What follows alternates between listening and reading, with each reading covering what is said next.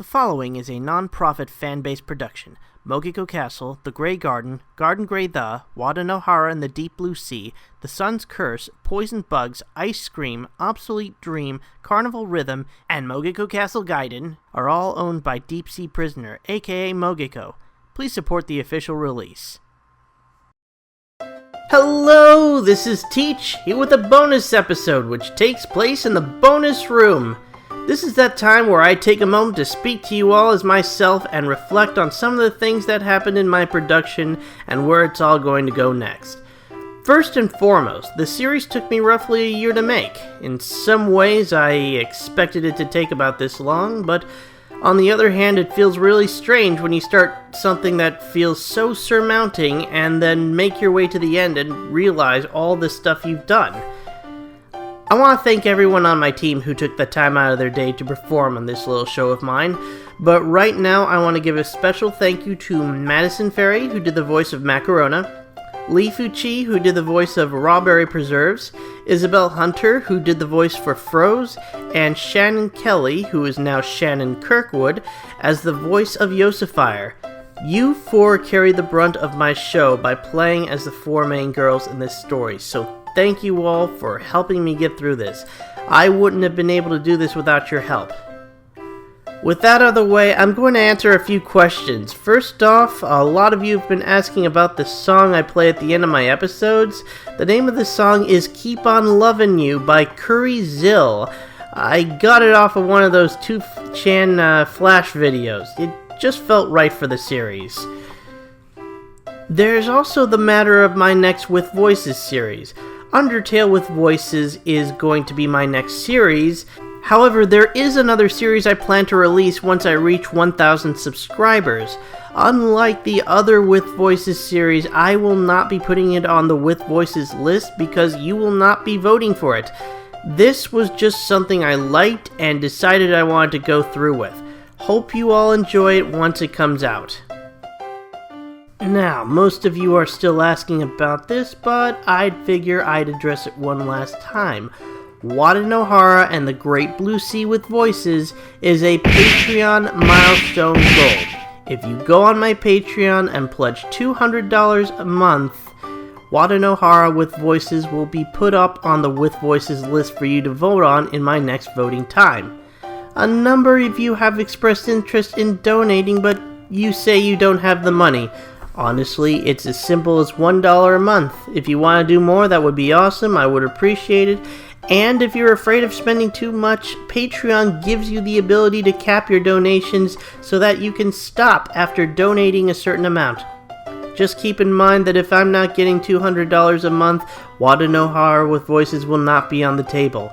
Now, I did offer a free alternative as a possibility, but that's kinda time sensitive. See, originally I was planning to set up a special event where everyone would be able to vote for either Wada no Hara, Mogeko Castle Gaiden, or Carnival Rhythm. With one already out and the other two slated for a 2016 release, I figured at least one of those games would be out just in time for the 2016 election on November. But then two problems arose. First off is Mogeko's health problems, which would slow down any progress for the two games that are being worked on. The second is that it turns out Mogeko was planning to do an HD remake of The Grey Garden. So right now we have an updated Grey Garden, which is set between 2016 and 2017, Mogeko Castle Gaiden, which is set for 2016, and Carnival Rhythm, which is now undetermined. What this means is, the chances of us getting a game before November of this year is pretty slim. Remember that even when the game releases, VG Person still needs to translate it. I doubt that's going to happen within 3.5 months, so unless a miracle happens, I'm considering the Mogeko election a bust. Also, someone asked me if I can do an Obsolete Dream with Voices. I'm gonna have to go with a no on that one. The reason being that Obsolete Dream is only 6 chapters long and updates very infrequently. The fact is, I could do these 6 chapters very easily, but then when a 7th or 8th chapter comes out, I just don't want to keep coming back to it over and over and over again. I'd rather wait until the series is completed before I get started, or at least until I get a good full storyline. I do want to work on it though, it just wouldn't make any sense to do it right away. Okay, so now that we've gotten the questions out of the way, I'm going to discuss the Grey Garden proper. So prepare yourselves for As some of you might know, the Grey Garden will be getting a prequel, followed by a sequel, making this story into a full trilogy. I'm expecting that once the HD remake comes out, we'll be getting more info on the next game. But there's a funny thing about prequels. You already know the outcome of the story, so in order to make a prequel interesting, you need to add new elements and a new storyline to give the audience an unexpected curveball. Otherwise, what you end up with is a checklist of events. And since we have a prequel right now, let's go over this checklist for the upcoming prequel. Okay, let's see. First off, the story takes place during a war, so instead of angels and demons, it's angels versus demons. On the angels side, we have God Etihw, along with Wotus, Alelagrora, Sherbert, Rigatona, and Kcalb. On the demon side, we have the devil Kcalb, along with Ater, Arbus, Yosafire, Cranberry Preserves, and Lost. Oh, and for the record, Yosafire, Sherbert, and Lost are guys. Yosafire is a demon who has sworn fealty to Kcalb. Sherbert is Yosafire's arch-enemy and has an obsession with him about as unhealthy as Jin Kisaragi's. It's also implied that Lost and Kcalb might have a romantic connection, which is odd considering that here the angels and demons are trying to kill each other. Also, Lost is the silent one of the two. Wotus lost his right eye to his brother Kcalb, while Grora lost her left eye to Kcalb's cat Ater. While the war is long and heavy, the final showdown ends with Kcalb destroying the world, followed by Etihw recreating it. The idea of Etihw considering a peace between angels and demons is based on something Wotus said to her. Kcalb naturally agrees to this peace because, consider the alternative. Kcalb also held back a final spell that he was going to use on Etihw. What that spell is, nobody knows. There's also a shot of Olivia among the flashbacks, so will Olivia wind up in the middle of this war? And finally, Yosafire, Sherbert, Cranberry, Rigatona, Lost, and Kcalb, they all die in the war.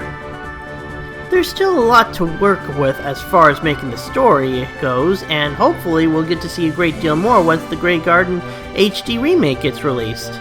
There are a couple of other things I'd like to go over. First off, in one of the biggest what the fuck moments in the game, Raspel. Are you okay?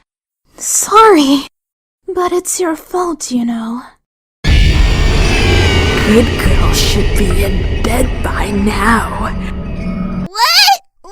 What just happened? Oh my gosh, what just happened? Okay then. So, what exactly just happened? It seems to me that Rawberry ate a chunk of Macarona and killed her, while Raspel ate her sister Rawberry. That much is obvious. But are they dead? Did that actually happen? Most of us are going to want to say no. After all, Rawberry and Macarona are part of the journey, and we don't want to lose them. But if we're going for something realistic, we might have to accept the fact that Rawberry and Macarona are now kaput. Thing is, we'll simply have to wait for the sequel in order to determine what happened. However, we are given one important clue in an interview done with Mogeko. We are told that Etihw is aware of Raspel's insanity. But that leaves us with a rather important question. If Etihw knows just how fucked up Raspel Preserves is, what exactly is she doing about it? Obviously, Etihw isn't stopping her. Raspel has been keeping this a big secret for quite a while, which means that she's developed a nasty habit of eating people. This isn't a one or two time incident. Has Etihw confronted Raspel about the issue? Maybe, but maybe not. Raspel is keeping a secret and doesn't want to get caught in the act, but Etihw doesn't immediately come to mind when she thinks about her secret. When someone knows of your secret, you immediately have that person stuck in your mind. Not so with Raspel. and Etihw's neither condemning nor punishing her publicly. If people knew they had a cannibal in their midst, they'd panic and come in with their torches and pitchforks at the preserve's house in no time. So what then? Is Etihw sitting around twiddling her thumbs? Well, if she did that, then there'd be more and more missing bodies piling up.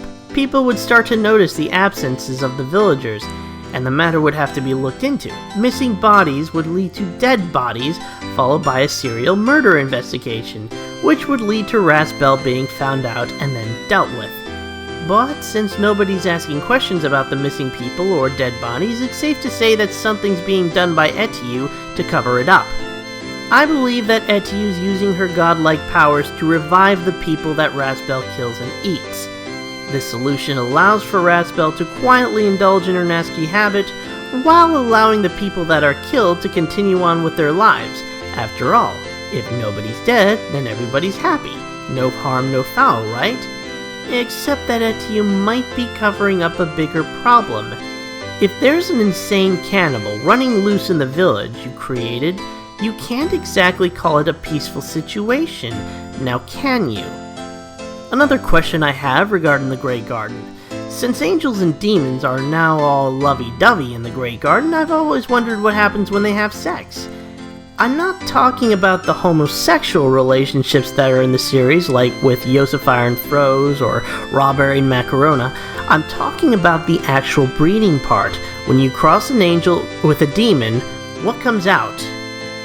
For the longest time, I always figured that you could produce either an angel or a demon, the same way you come out either male or female. That there would be a 50% chance of you being either angel or demon if you had a mommy angel or a daddy demon, or vice versa. After all, the only races in the Grey Garden are angels and demons, nothing in between. But around December 2015, Mogeko introduced the concept of the Tenma, angel-demon hybrids that are produced from crossbreeding, and oh god are they monstrous. But if angels and demons are getting along so well, why aren't there any Tenma in the Grey Garden? Obviously it's okay for demons and angels to love each other, right?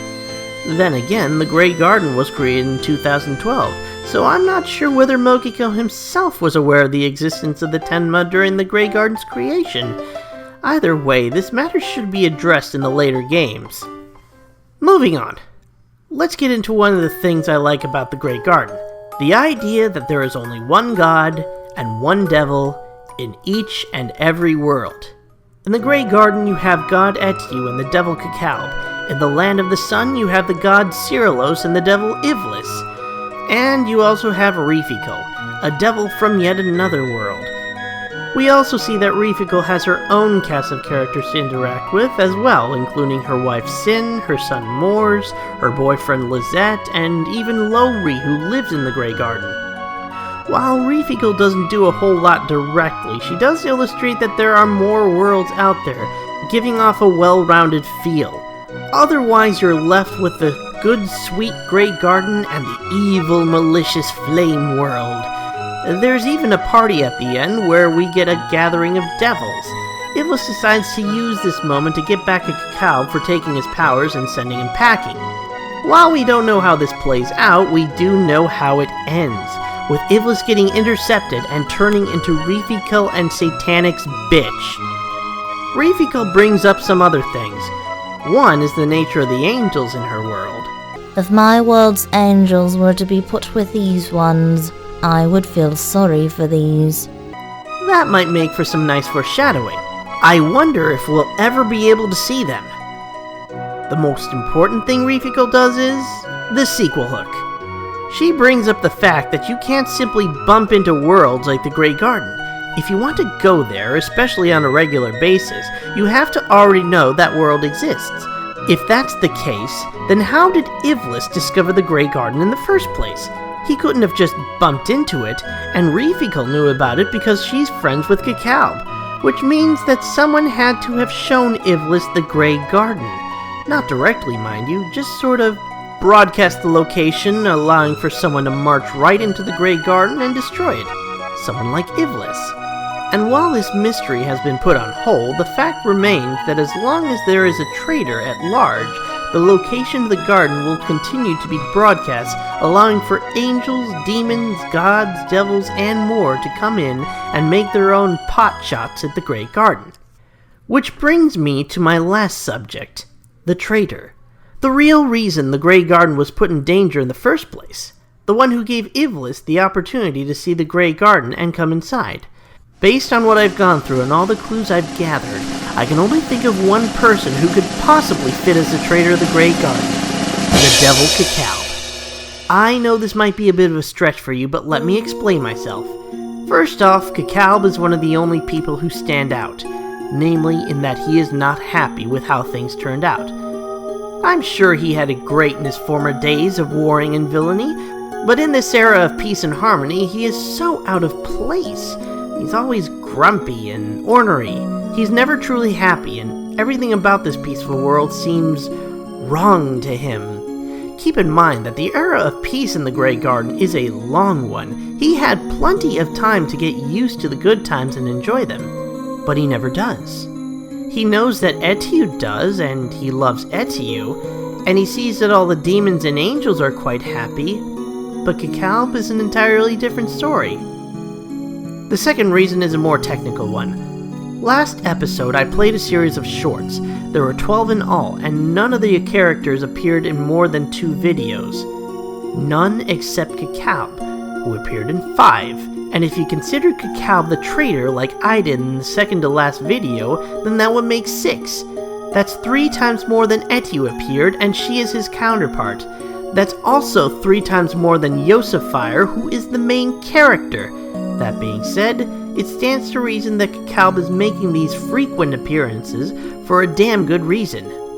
The third one is the most wild one. Crow.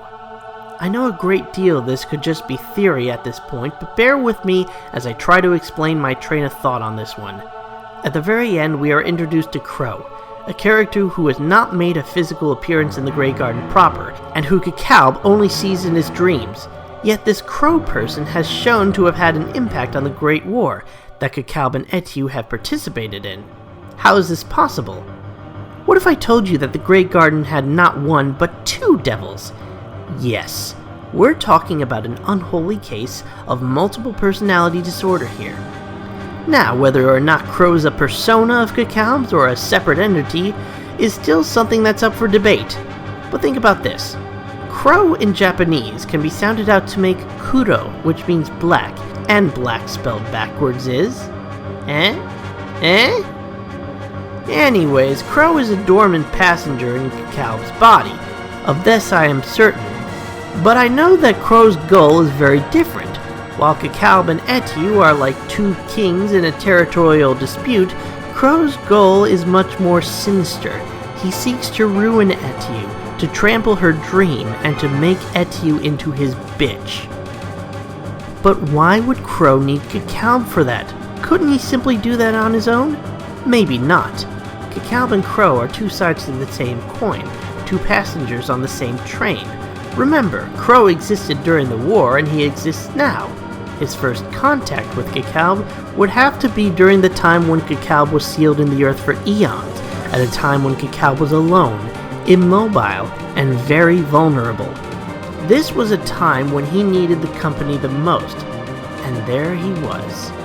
Now how Crow impacted the war I can't say for certain, only that Crow is the driving force behind Kcalb's betrayal, a dark passenger that pushes Kcalb to bring the Grey Garden to ruin.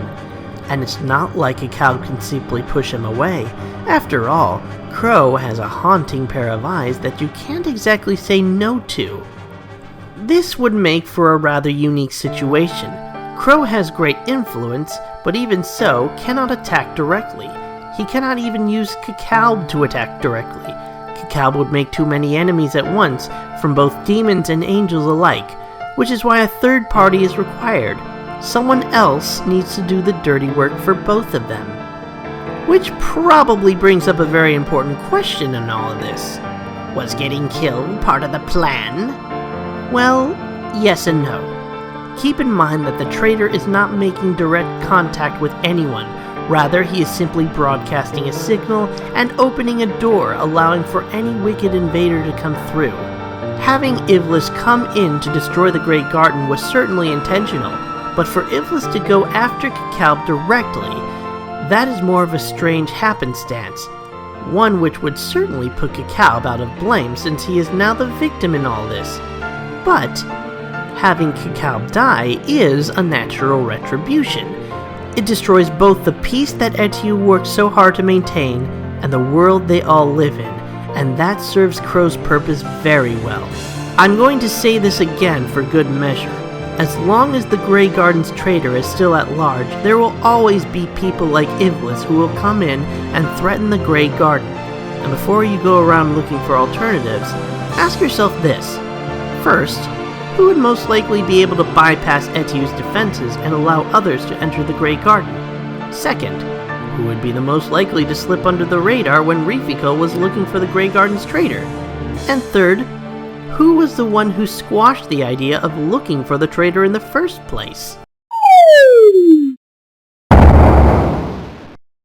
Before I go, I'd like to remind you real quickly of the HT remake for the Grey Garden that's coming out sometime between 2016 and 2017. For the record, I will not be going back and doing a With Voices series in the HD remake. I will, however, go over the game and look at some of the new features. And depending on what is there, I will be adding them in the form of more bonus episodes to the Grey Garden with Voices. One feature that's said to be added are the endings, which are going to be a great deal more graphic. And according to Mogeko himself, he claimed that if you didn't like Watanohara's Bad End 2 or Normal End 1, you're not going to like these endings. That will probably constitute one bonus episode right there. Another cool feature is called Yosafire's Peeping Diary. This is where Yosafire gets kinda nosy, wanders around in places where she shouldn't be, and comes across some interesting conversations. You can find these extra conversations by advancing the story or triggering some sort of event. From the looks of this picture, there will be 2 extra conversations with the following pairs: Yosafire and Froze, Rawberry and Macarona, Diallo and Chilan, Wodas and Grora, Lowry and Greif, and Etihw and Kcalb. I'll be putting that in another bonus episode when that comes out. However, until we get the HD remake of the Grey Garden, I'm going to consider this point the end of the Grey Garden with Voices. And what better way to close the Grey Garden with Voices than with another interview from DJ Met. Take it away, Met! Hey, hi there, morning, good day, good evening. Time for Underworld Broadcasting Bloody Radio with your ghost host, DJ Matt. Today's guest is, ta-da, Miss Yosafire, woo! Yeah! Who? Just a passing DJ. Oh, okay, Miss Passin' DJ. Now, how was the Grey Garden? Yosafire, your thoughts? What thoughts? Can't really think of much. What? Nothing at all? Nope. Nothing? We're broadcasting live, you know. Say something, please. Well, Rose, I love you. That's not news. God. Ahem. Well, then we'll be taking your questions now. Our first question is from Warfroach of Shijimi Village. Yosafire, please tell us what type of man you like. You. Type of man? Yeah, but I don't have any interest besides Froze.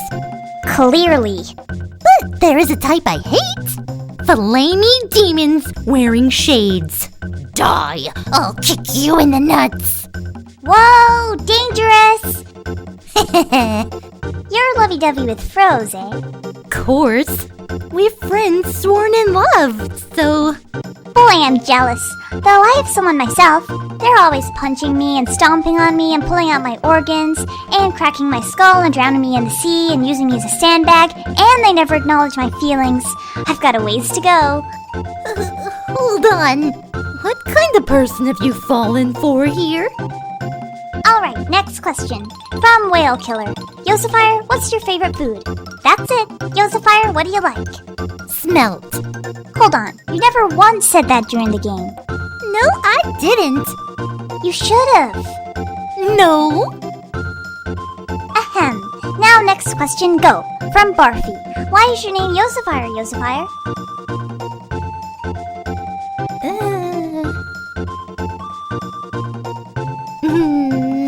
Yogafire? No, not it. Then what is it? It came to me in a dream. Master Sunaha. So it seems. Yeah, that's it. So, next question. From Hemorrhoidio. Tell us how your romance with Rose began. It was at the beach when I was young. Now let's see the next question. What? This will be the last one. From Scrotum Bugs. What's everyone doing now? Well, what are they doing? Did they all die? No, they didn't. We're pretty much living normal days again. I'd love to rain 5 billion cockroaches on that world. What's even with you? I am the one who adores beating people to death. Beat to death? Who do you want to kill? Anybody. This person's crazy! Maybe I'll beat you to death. Yes, that's good. I'll do that. Wait, what?